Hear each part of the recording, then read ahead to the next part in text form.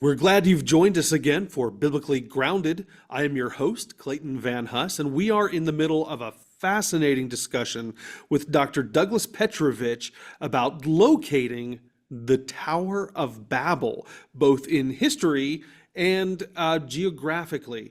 So, Dr. Petrovich, we want to make sure that our viewers know a little bit about you, who you are. So, Dr. Petrovich, you are professor of biblical history and exegesis at Brooks Bible College. That's right. It's in St. Louis, and I've had a great time there. And as anyone is welcome to join us. We have people who are not part of the program who are just our official unofficial, and they're auditors. So if anyone's interested in auditing a class, you're welcome to join. Oh, that is great because I know from experience that you're a wonderful professor. I enjoyed your classes very much in seminary. And then so to see this available, if you have that opportunity, Brooks Bible College, wow, definitely take some classes from Dr. Petrovich. I do want to mention one other thing. Our viewers may know you from the Is Genesis History series, for which you have been doing some online teaching, correct? That's open to everyone. Yes, in fact, this was a very popular movie when it came out. I believe it was fall of 2017. And the following summer on Netflix, it was literally the #1 most watched documentary film on all of Netflix, which shows you the impact that it's had. So I know if you go to their YouTube channel, you've got the whole course of you teaching biblical archaeology, and Yes. it's free, it's YouTube. That's a steal because I know that I paid good money to attend classes where you taught these, and I've watched these that you've done for Genesis history, and you're teaching the same things. You're using your slides and your images, and you're teaching more. There's a lot of episodes on there, and it's a great course. Yeah, it was fun to do, and it was fun to be able to present it for free for people to benefit from it who aren't part of a program. They don't have the time or desire or finances to get into one, and just want to know some of the basic things and how to connect historical events with what we read about in the text of the Bible. And that's what I'm trying to do. I'm trying to show that we can connect, in many cases, and not always, but in many cases, connect the two. And what it does, Clayton, it has what we call a very powerful apologetical value, which means it defends the Bible so that if people come to you and attack the Bible and say, how can you trust this? How can you trust this Christianity thing? How can you trust the Bible when the stories in it aren't historically valid? Well, guess what? They haven't studied enough. And if you watch this series, I think it will help put some tools in your tool belt that you can then respond to the people who would attack the scripture. Yeah, absolutely. So this is great stuff. And the great thing about you teaching these courses online. Now, when I took the courses, I had to write papers. I had to take exams. I had to worry about that sort of thing. And I had to face Dr. P's red pen. But you don't have to do that. You just go watch these courses and learn these things about the Bible. This is great stuff. It is So great stuff. yeah, Dr. Petrovich, we left off talking about following this Uruk expansion, this time during the 26th century BC, when people are leaving biblical Shinar, which is, of course, Sumer. They're leaving this area and they're spreading around the world, and they're bringing with them their culture, their segregated culture, much like our ethnic mini cities within cities like Chinatown or different, Little Italy, places like that that we have in our American cities. They're doing this sort of thing. They're staying separate, but also they're bringing violence. Can you tell us a little bit about the violence? Yeah, as we talked about a little bit in our last episode, the third model for what happens when the people move from southern Mesopotamia to somewhere, third model is it's an intrusive invasion. It's where they actually literally attack the locals. And that's what they did at the site of Hamukar in Syria. They physically attacked and they were successful. They overpowered the people who were there. They killed them. Most of the weapons that were used that we found and that were found anyway by the excavators were large round balls and sling balls that either could be round or elongated like a teardrop. And so with these kinds of weapons, the attackers who came from southern Mesopotamia, they moved up to this site, this community, and they wanted to live there, right? They wanted to take it over. So all of this suggests, all of this reflects the kinds of things we would expect to see if all of a sudden, for the first time in world history, people could not communicate with one another, and violence would be a natural end. Yeah, this is cool. So, one of the things we like to talk about here on Biblically Grounded is how archaeology helps to illuminate the text of the Bible. So, when we read the Bible, we oftentimes have a preconceived notion of what things looked like, what things were like to these people. But archaeologists study the material culture. That's the items, the artifacts, the everyday things like a coffee cup, right? I don't think that Moses was running around with a coffee cup, but we can look at things like these sling bullets you were talking about. We can look at these bowls, these bevel-rimmed bowls, and we know where those come from, and we can see how they're expanding here. But looking at these things helps to illuminate the scriptures, the images we get. You talked about the idea of a ziggurat, of a tower, like the Tower of Babel, a pyramid-shaped structure that spread around the world. And so now we're seeing this culture spreading out here in the ancient Near East and to the environs beyond.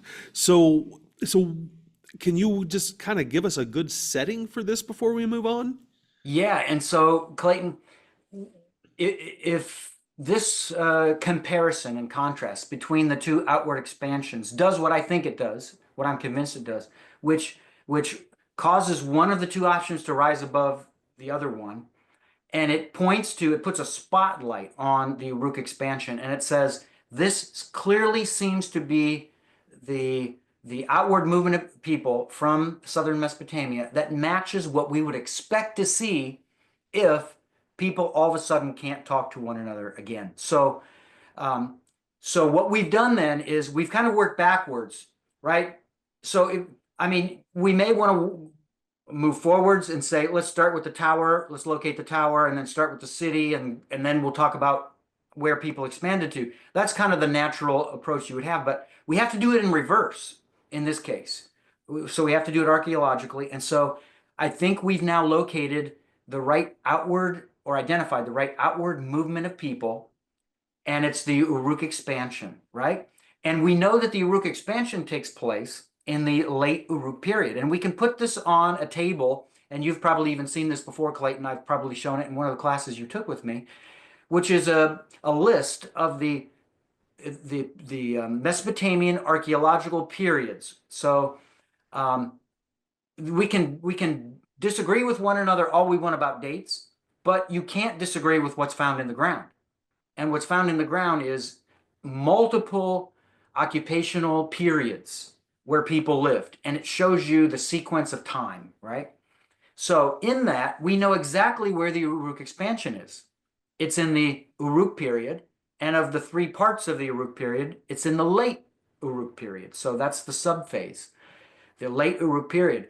So our next question we come to, Clayton, is, okay, if we've identified the outward movement of people from biblical Babel, can we identify where is biblical Babel? And you may not even realize that's a question, but here's why it is a question. Because when you look at the site of, let's call it Daniel's Babylon, right? The Babylon of Nebuchadnezzar's day, the Neo-Babylonian Empire, powerful kingdom, at its glory in the 6th century BC. That kingdom, that site, the city of Babylon there, when was it first occupied? Well, if you look at the table of the periodization of Mesopotamian archaeology, what you find is it was only first inhabited in the Jemdet Nasser period, which is the period just after the late Uruk period. And even then, it was only a small village it wasn't any formidable city. There were no towers there. There was no major culture there. It wasn't until later, till even periods after that, that this took place. So all of a sudden, biblical Babylon becomes a non-candidate for the Babel of Genesis 11, where the dispersion took place. It becomes a non-candidate if the late Uruk expansion is the right outward movement of people from Mesopotamia.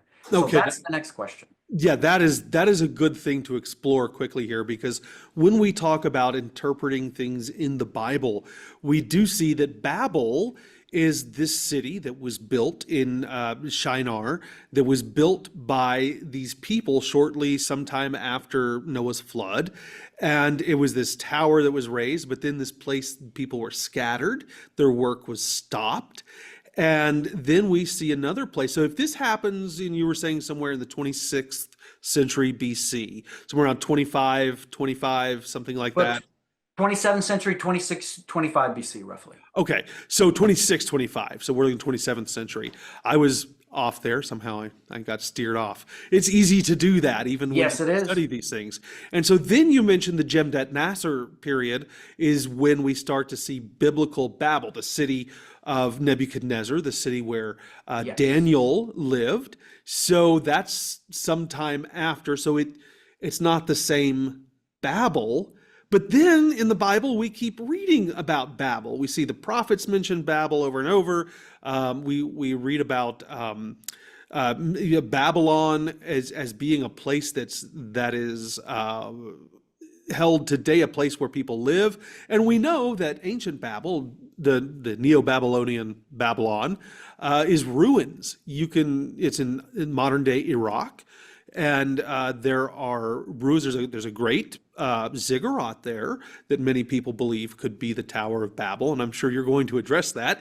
But it's a different Babel from the one that we read about there in Genesis. But they're both different Babels, maybe from Babel that we read about in the prophets. What's going on here? Yeah, great question. And remember, it's God who names the city Babel. But remember, as I pointed out before in an earlier episode, God isn't giving the name its first city. He's renaming it. He's giving it a new name. And before Clayton, before that city was essentially put to a grinding halt, right, by God, it was the glorious city. It was the urban center. It was the great city of the world of its time. It was the first urbanized center, really, where you have all of the trappings of urbanization. So that being the case, we want to understand, okay, can we locate, if Babylon of Daniel's day is not the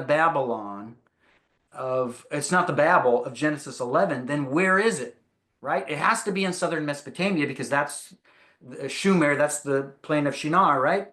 So we got the right general area. But here's the thing, because God gave this secondary name to the city, and because the city had great glory before that, people connected the two, meaning ancient people. They connected the two. What does that mean? Well, if you were living in 1575 in England, and you came over here, Clayton, on a boat, and you were in charge of everybody who you brought, and you landed at a certain place, probably if you started a little town or a city, you're going to name it after a city in England where you came from, aren't you? Right. So that kind of popularity, it was true in the ancient world, and use and reusage of names. And so the name Babel then began to be used regularly. So in and around Mesopotamia, Clayton, there were 10 total sites that we know of for sure that were called Babylon. Not one, not two, not even three, 10. And the Babylon of Daniel's day is one of the 10. So what that causes us to do is to pause and say, oh my, well, which one of those, of the 10 who are called Babylon, which one is the one that connects us to Genesis 11? We want to know. Inquiring minds want to know. So what I did is I looked at all 10 of those, and I did a process of elimination. First thing I did is I said, okay, which ones of them were not in southern Mesopotamia, because clearly that's where the Shumer, the plain of Shinar, is. It's in southern Mesopotamia. So all the ones that weren't located there, I moved them out of contention. And then I asked the question, okay, among these remaining sites that were called Babylon in antiquity, which one or ones was occupied going all the way back to the late Uruk period, because that's the time of the expansion that we're tentatively connecting to the post-Babel dispersion. So when I did that, Clayton, you know what happened? All of the sites that were remaining as possibilities, as candidates, fell by the wayside, except for one. Only one is located in southern Mesopotamia, Shumer, and was occupied as early as the late Uruk period. And it's the site of Eridu. The site Eridu. of Eridu. Now, Eridu is well known to people who like to study ancient Near East history. And if I'm not mistaken, is Eridu not considered? I mean, we have cities like Jericho and places like that, but is Eridu not considered the first major city of civilization? Yes, it is. It's the first urban center in civilization according to the archaeological record and historical studies. So Eridu is unique, no doubt about it. In fact, it was located at the confluence of in greatest antiquity when it was built. It was located at the confluence of the Euphrates River and the Persian Gulf. So where the Euphrates River and the Persian Gulf came together, that's where Eridu was built. The maps are different nowadays. You know, all that's changed. Right, because the Persian Gulf itself has retreated a good bit from that time. So at the time of the Uruk expansion, you're seeing the Persian Gulf coming all the way up to Eridu? Yes, all the way up to Eridu. Yes. So that makes it a coastal city as well. It was a coastal city, right. And the other thing, Clayton, we have this really important, and you know about this, really important ancient written record that obviously came later, looking back, recording a history that happened earlier from the time of its writers, called the Sumerian King List. The Sumerian King List. And in the Sumerian King List, the first city mentioned after the Great Flood is Eridu. So what does that tell us? It tells us the ancients themselves, in a first-hand witness, they said that the first city was Eridu. So we see we see Mesopotamian history recorded lining up with the archaeological record and lining up with scripture as well. Yes, I think we can get there as well. Absolutely.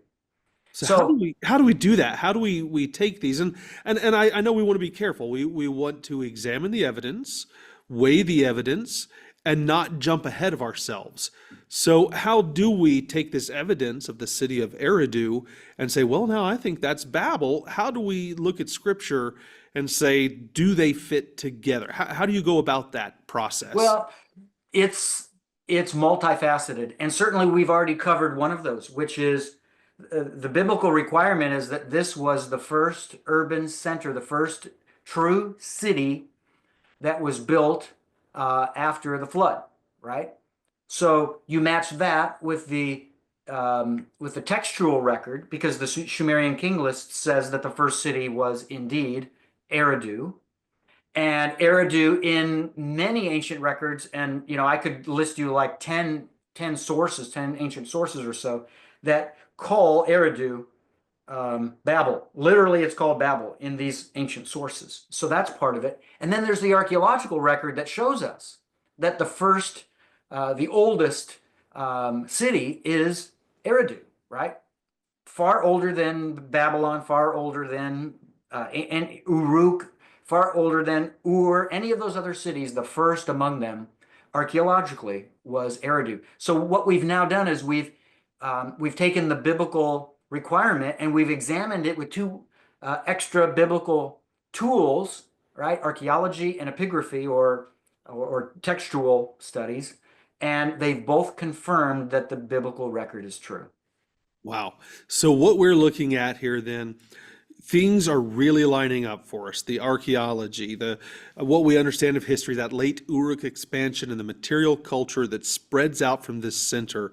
We even find it in the epigraphy, in the writings of the people of Sumer, there with the king's list, the Sumerian king's list, and then of course we see in the Bible this first center of civilization, and it all seems to come into play in the same place.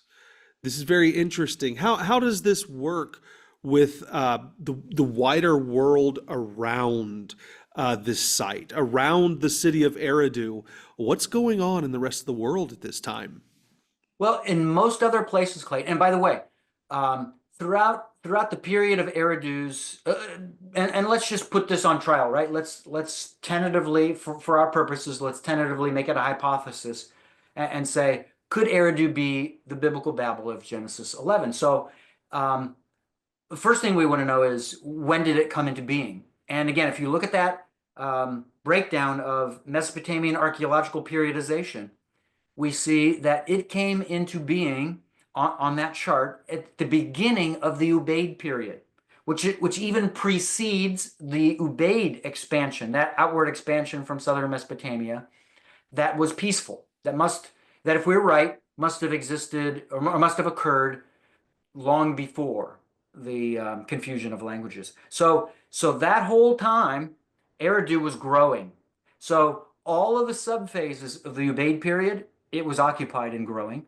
All of the subphases of the Uruk period, it was occupied and growing. It was growing larger and larger and more extravagant as time went along. And now to answer your question, around it, in those periods, in the Ubaid period and the Uruk period, we see lots of other sites all around the ancient world, including Mesopotamia and the environs, either way of Mesopotamia, to the west or to the east. What does that tell us?